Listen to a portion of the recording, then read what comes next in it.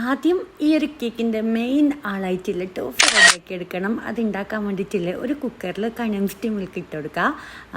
അതായത് ആ ഒരു ടിന്ന് കവറാകുന്ന അത്ര വെള്ളം ഇട്ട് കൊടുക്കുക. എന്നിട്ട് ഹൈ ഫ്ലെയിമിൽ ഒരു വിസിൽ വരുന്നവരെ അതിന് ശേഷം നമ്മൾ ഈ ഒരു വിസിലെടുത്ത് കഴിഞ്ഞിട്ട് ഒരു 10 മിനിറ്റ് മീഡിയം ഫ്ലെയിമിലിട്ടിട്ട് കുക്ക് ചെയ്തെടുക്കുക.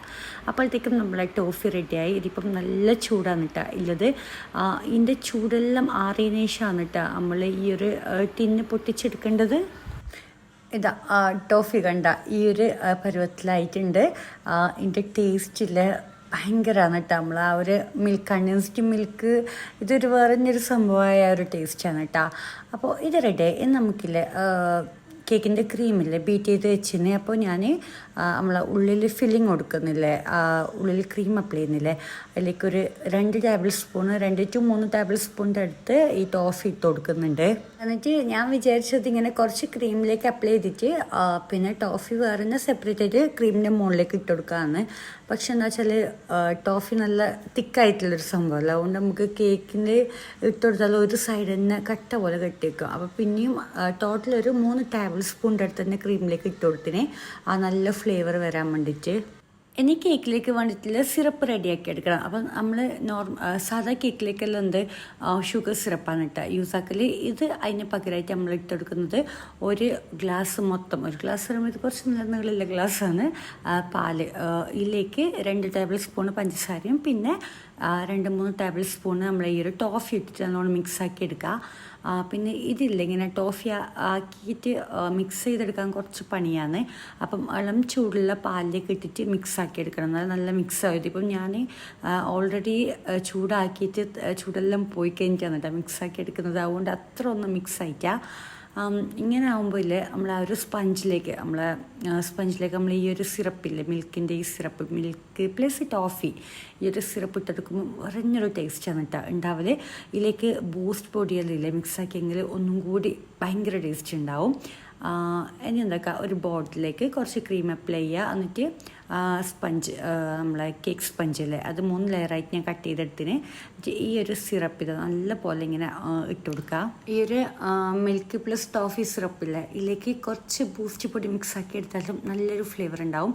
ഇങ്ങനെ ഡയറക്റ്റ് സ്പഞ്ചിലേക്ക് നമ്മൾ ഈ സിറപ്പ് ഇട്ടെടുക്കുമല്ലോ വേറെ എക്സ്ട്രാ ടേസ്റ്റ് ആണ്. ഇതിപ്പോൾ ഞാൻ ക്രീം അപ്ലൈ ചെയ്ത് കൊടുത്തിന്.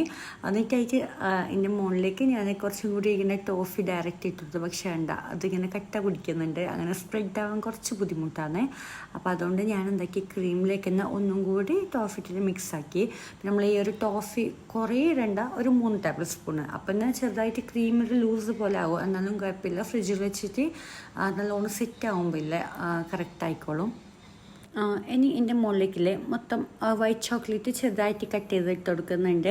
കുറച്ചധികം തന്നെ ഇട്ട് കൊടുക്കുക. പിന്നെ നിങ്ങൾക്ക് വേണമെന്നുണ്ടെങ്കിൽ വൈറ്റ് ചോക്ലേറ്റ് മെൽറ്റ് ചെയ്തെടുത്തിട്ട് പിന്നെ ഈ ഒരു ടോഫിയില്ല ജസ്റ്റ് ഒന്ന് മിക്സ് ആക്കിയിട്ട് അതും ഇങ്ങനെ അപ്ലൈ ചെയ്യുക. പക്ഷെ അതെല്ലാം കുറച്ച് നമ്മൾ അങ്ങനെ ചെയ്യുമ്പോഴെല്ലാം കുറച്ച് റേറ്റ് കൂട്ടുക. കാരണം അതിലെല്ലാം കുറച്ചധികം പണിയുണ്ട്, ടൈമിങ്ങും പണിയെല്ലാം ഉണ്ട്.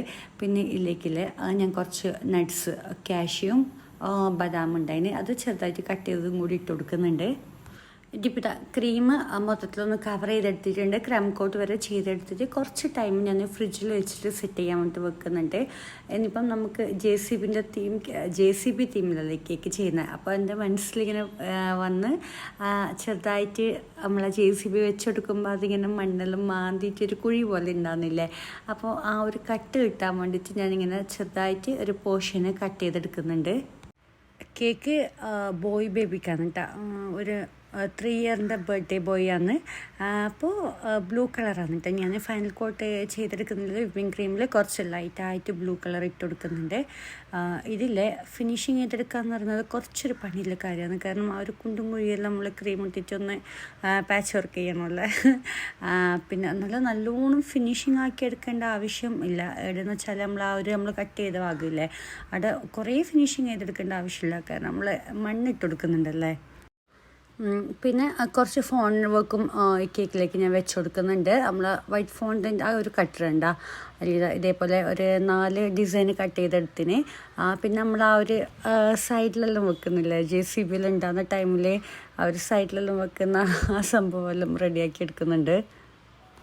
പിന്നെ ഈ ഫോണ്ടൻ ഫസ്റ്റായിട്ട് ബിഗിനേഴ്സിലാണെങ്കിലില്ലേ ഈ ഫോണ്ടനിൽ കളിക്കാന്ന് പറയുന്നത് അത്ര ഈസി ആയിട്ടുള്ള കാര്യമല്ല. കാരണം ഇതിൻ്റെ കുറച്ച് കാര്യങ്ങളെല്ലാം നമ്മൾ മനസ്സിലാക്കി കഴിഞ്ഞാലില്ലേ പിന്നെ കുറച്ച് ഈസിയാണ് ഈ ഒരു ഫോണ്ടൻ്റ് എങ്ങനെ ഡ്രൈ ആക്കുക, മെൽറ്റ് ആവാണ്ട് എങ്ങനെ കേക്കിലേക്ക് വെക്കുക, ആ ഒരു കാര്യങ്ങളെല്ലാം. അതായത് ഇപ്പോൾ നമ്മളൊരു കേക്കിലേക്ക് വെക്കുമ്പോൾ ഇങ്ങനെ ഫോണ്ടിന് വെക്കെല്ലാം മാക്സിമം ഒരു ദിവസം മുമ്പേ തന്നെ റെഡിയാക്കിയിട്ടില്ലേ എയർ ടൈറ്റ് ആയിട്ടുള്ള ബോക്സിൽ എന്തെങ്കിലും ഒരു ബോക്സ് ഉണ്ടാവില്ല അതിലിട്ട് വെക്കുക.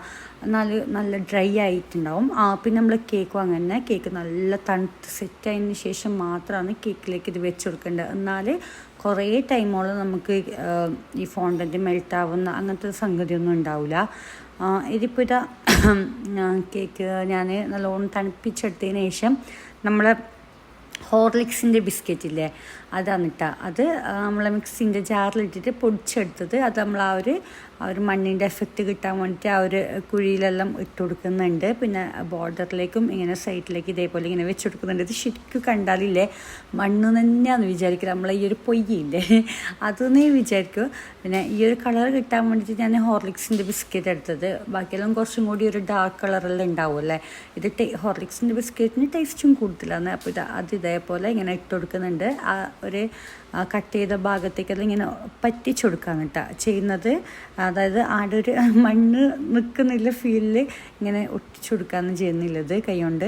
ഇനി കേക്കിലേക്ക് JCB വെച്ച് കൊടുക്കുക. ഇത് നമ്മൾ കളിപ്പാട്ടെല്ലാം വെക്കുന്ന അങ്ങനത്തെ ആടിന് വാങ്ങിയതാണ്. കേക്കിൻ്റെ ഷോപ്പിൽ നിന്നെല്ലാം വാങ്ങുന്നുണ്ടെങ്കിൽ കുറച്ചും കൂടി റേറ്റ് അധികം കൊടുക്കേണ്ടി വരും. ഇതിപ്പോൾ എനിക്ക് ഈ ഒരു JCB കിട്ടിയത് 100 റുപ്പീസിനാണ്. പിന്നെ ഒരു ചെറിയ കുഞ്ഞ് JCBയും കൂടി വാങ്ങിനെ അത് 30 റുപ്പീസിനാണ് കേട്ടോ കിട്ടിയത്. അപ്പോൾ ടോട്ടൽ JCBൻ്റെ മാത്രം റേറ്റ് 130 വരുന്നുള്ളത്. അപ്പോൾ അതിങ്ങനെ വെച്ച് കൊടുത്ത് ഇങ്ങനെ ഇതാവുമ്പോൾ നമുക്ക് കുഞ്ഞാക്ക് എടുത്ത് കളിക്കുകയും ചെയ്യാം. ഫോണ്ടിലാവുമ്പോൾ കാണാനും നല്ല ഭംഗി ഉണ്ടാവും. പ്രിൻ്റ് എടുക്കുന്നതിനെക്കാട്ടിയും നല്ലത് ഇങ്ങനെ ടോയ്സ് വാങ്ങിയിട്ട് വെക്കുന്നതാണ്. പിന്നെ ഫോണ്ടിലാവുമ്പോൾ നല്ല പണിയാണ്. പിന്നെ അതിനനുസരിച്ചുള്ള ചാർജും വാങ്ങണം. അപ്പോൾ അതെല്ലാം കസ്റ്റമറിന് താങ്ങാൻ പറ്റുന്നതാണെങ്കിൽ നമുക്ക് ഫോണ്ടിൽ ചെയ്യാം. അല്ലാന്നുണ്ടെങ്കിൽ ഇതേപോലത്തെ ടോയ്സ് വാങ്ങിയിട്ട് വെക്കുന്നതാണ് നല്ലത്. പിന്നെ ഒരു കുഞ്ഞ് JCB ഞാൻ താഴത്തെ ആ ഒരു സ്ഥലത്തും വെക്കുന്നുണ്ട്. പിന്നെ വലുത് മുകളിൽ വെക്കുന്നുണ്ട്. ഈ ഒരു വലുതില്ലേ ഇതാവുമ്പം കുഞ്ഞൊക്കെ എടുത്ത് കളിക്കുകയും ചെയ്യാം കേക്കെല്ലാം കട്ട് ചെയ്ത് തിന്നതിന് ശേഷം. അങ്ങനത്തെ ഒരു ഉപകാരവും കൂടിയുണ്ട്. കുറച്ച് ഫോണ്ടൻ്റ് ബാക്കി ഞാൻ കുഞ്ഞു സ്റ്റാർസ് ആക്കിയിട്ട് കേക്കിലേക്ക് വെച്ച് കൊടുത്തിന്. അപ്പോൾ ഇതാണ് കേട്ടോ നമ്മളെ JCB തീം കേക്ക്. ഇഷ്ടമായെന്ന് വിചാരിക്കുന്നത്. ഇഷ്ടമായാൽ ലൈക്ക് ചെയ്യുക, ഷെയർ ചെയ്യുക, സബ്സ്ക്രൈബ് ചെയ്യുക. Thank you for watching.